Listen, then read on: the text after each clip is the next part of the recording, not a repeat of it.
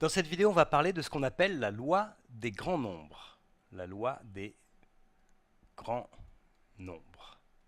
Alors, c'est une loi qui est extrêmement utilisée en probabilité. C'est peut-être la loi la plus intuitive aussi. Et du coup, comme elle est utilisée vraiment dans de très nombreuses situations et qu'elle est très intuitive, elle est parfois utilisée pas à très bon escient et elle est souvent pas très bien comprise. Donc là, on va en parler un petit peu. Alors je vais commencer par l'énoncé, hein, comme ça fixera un petit peu aussi un certain langage et quelques notations. Alors, on va prendre une variable aléatoire, grand X, et on va dire qu'on connaît son espérance mathématique. Donc on connaît le nombre E de grand X. Donc on connaît en fait la moyenne, une autre façon de voir, hein, c'est de dire qu'on connaît la moyenne sur la population de notre variable X. Alors, ce que dit la loi des grands nombres, c'est que si on prend un échantillon de cette variable aléatoire, c'est-à-dire qu'on va répéter l'expérience plusieurs fois, donc on va prendre un échantillon par exemple de taille n, donc on va avoir n occurrences de cette variable. Donc on va les noter comme ça. On va avoir la première fois qu'on va faire cette expérience aléatoire, on va obtenir x1 comme valeur de la variable. La deuxième fois, on va obtenir x2. La troisième fois, on va obtenir x3. Donc ça, ce sont à chaque fois des valeurs possibles de la variable aléatoire x. Et donc on répète cette expérience n fois et on obtient ces valeurs-là. Alors ce qu'on va faire, c'est qu'on va définir une nouvelle variable à partir de cet échantillon, et qui va être tout simplement la moyenne de l'échantillon. Donc cette variable, on va l'appeler comme ça, xn bar, donc c'est la moyenne de l'échantillon. Donc c'est tout simplement la somme des valeurs de l'échantillon, donc x1 plus x2 plus x3, plus ainsi de suite, jusqu'à xn. Voilà. Et puis, comme on prend la moyenne, on divise ça par le nombre total de valeurs, donc par la taille de l'échantillon, qui est n. Alors, ce que nous dit la loi des grands nombres, c'est que xn, cette variable-là, la xn bar, va tendre vers la moyenne de la population, donc vers l'espérance mathématique de la variable x, quand le nombre n tend vers l'infini, vers plus l'infini. Voilà. Donc, on peut voir ça aussi comme ça, hein. La variable xn bar tend vers la moyenne de la population quand n tend vers plus l'infini. Donc voilà, ça c'est l'énoncé formel de la loi des grands nombres. En fait, tout simplement, ça veut dire que si je prends un échantillon dont la taille est très très très élevée, qui tend vers l'infini, eh bien la moyenne de cet échantillon va converger vers la moyenne de la population, vers la moyenne réelle. Donc c'est exactement ça. Donc on a pris ça, c'est un échantillon. Hein. C'est pas toutes les valeurs possibles de la variable, c'est simplement un échantillon. Et donc intuitivement, bon, je ne vais pas rentrer dans le détail, hein, je ne vais pas formaliser ce qu'on entend par xn, la moyenne xn de l'échantillon tend vers la moyenne de la population, quand n tend vers plus l'infini. Bon, ça, on verra, il y a d'autres vidéos là-dessus. Mais intuitivement, c'est ça. Hein, c'est plus on prend un échantillon de taille élevée, plus on répète cette expérience, en fait, plus la moyenne de notre échantillon va s'approcher de la moyenne de la population ici.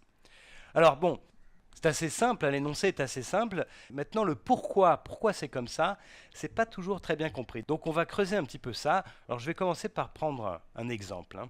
Je vais prendre un exemple. Alors je vais le faire ici. On va prendre une variable aléatoire grand X qui va être le nombre de faces obtenues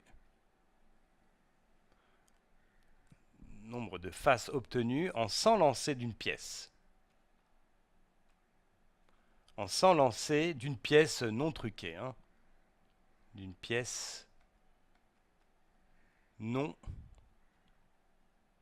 truquée. Voilà. Alors déjà, ce qu'on peut faire, c'est calculer assez facilement l'espérance de notre variable x. Hein.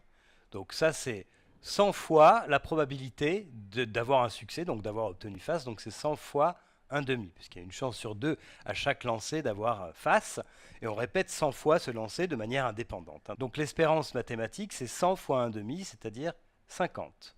Voilà. Alors maintenant, on va se mettre dans le cadre de la loi des grands nombres, donc on va prendre un échantillon de notre variable aléatoire, donc on va répéter notre expérience plusieurs fois de suite. Alors pour faire ça, on peut imaginer par exemple qu'on met 100 pièces de monnaie non truquées dans une boîte, on secoue la boîte, et on compte le nombre de faces qu'il y a eu dans la boîte. Ensuite, on recommence, donc on remue la boîte et on recompte encore le nombre de faces. On fait ça un certain nombre de fois, disons petit n fois, et on va calculer maintenant la variable, la moyenne de notre échantillon. Donc c'est cette variable-là qu'on avait appelée xn bar. Alors disons que la première fois qu'on a secoué la boîte et qu'on a compté le nombre de faces, on a eu 55. 55 fois face, donc ça c'est notre x1. Ensuite, on recommence l'expérience, on ressecoue, on recompte le nombre de fois où on a eu face, et là on trouve par exemple 65, ça c'est notre x2. Ensuite on recommence encore une fois, et on trouve cette fois-ci 45. 45 fois face, donc ça c'est le terme qu'on pourrait appeler x3. Et puis on continue cette expérience, on renouvelle cette expérience plusieurs fois de suite, n fois de suite, donc on obtient par exemple, le dernier on va l'appeler xn, ça c'est donc, il y a eu xn fois face quand on a répété la nème fois où on a répété cette expérience. Alors pour calculer la moyenne, comme on a fait n fois l'expérience, ben ici il y a n termes, donc on doit diviser par n. Alors ce que va nous dire la loi des grands nombres, c'est que la moyenne de notre échantillon, xn bar, elle va tendre vers 50, vers la moyenne de la population, donc vers l'espérance mathématique de la variable x, qui est ici 50, quand n tend vers plus l'infini. Voilà. Donc, plus on répète cette expérience, plus notre moyenne de l'échantillon va s'approcher de la valeur 50, qui est l'espérance mathématique de la variable. Voilà. Alors, il y a une erreur qui est très courante, une mauvaise interprétation de cette loi des grands nombres, c'est que si par exemple, c'est une erreur très courante chez les joueurs par exemple, hein, un joueur qui se dit, bon ben, si là dans les 10 premières fois que j'ai fait cette expérience, j'ai obtenu moins de 50 fois face, ça veut dire que j'ai des chances que dans les essais successifs, je vais obtenir plus de fois face. Or ça, c'est pas exactement ce qui se passe, on va le voir là. Pour le voir, je vais faire un graphique. Alors, je vais prendre un peu de place. Donc je vais tracer un graphique. En abscisse ici, je vais mettre le nombre d'échantillons. Et puis en ordonnée, je vais mettre la moyenne de l'échantillon. Donc ici, c'est le petit n, la taille de l'échantillon. Et ici, c'est la moyenne xn bar. Puis ce que je vais faire aussi, c'est matérialiser la moyenne de la population, qui est donc 50. Je vais la matérialiser par une droite horizontale. Donc ça, c'est la moyenne de la population. Alors maintenant, quand je fais l'expérience la première fois, donc j'ai petit n qui est égal à 1, puisque j'ai un échantillon en fait de taille 1. Hein. Alors là, mon x1, ça va être la moyenne, hein, puisque j'ai qu'une seule valeur, donc cette valeur, c'est la moyenne de l'échantillon, et elle vaut 55. Donc je peux placer par exemple ici la moyenne de mon premier échantillon. Et ensuite, quand je répète l'expérience, donc je prends du coup un échantillon de taille 2, j'ai obtenu I55 la première fois, 65 la deuxième fois. Donc la moyenne de l'échantillon, ça va être 55 plus 65 divisé par 2. Alors 55 plus 65, ça fait 60 plus 60, ça fait 120. Donc quand je divise par 2, ça fait 60. Donc la moyenne de l'échantillon ici, c'est 60. Je vais la placer ici. Voilà. Ça, c'est la moyenne de mon échantillon de taille 2. Maintenant, je vais pouvoir placer aussi la moyenne de l'échantillon de taille 3 que j'ai prélevé. Donc, c'est 55 plus 65 plus 45. Alors, 55 plus 65, on a dit que ça faisait 120. Plus 45, ça va faire 165.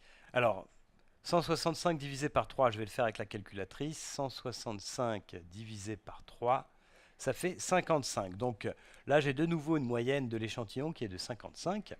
Alors, voilà, quand on regarde ce qui se passe ici, un joueur, par exemple, va se dire, là, j'ai eu des échantillons dont la moyenne a été toujours supérieure à la moyenne de la population. Donc ça veut dire que plus tard, quand je vais faire mes essais successifs, je vais avoir des moyennes inférieures pour, d'une certaine manière, rééquilibrer et avoir, en fait, une moyenne globale qui va s'approcher des 50. C'est ça pour, d'une certaine manière, rétablir l'équilibre et vérifier cette loi des grands nombres. En fait, c'est pas du tout vrai, parce qu'en fait, ce qui se passe, c'est que quand on réfléchit de cette manière-là, on oublie qu'on parle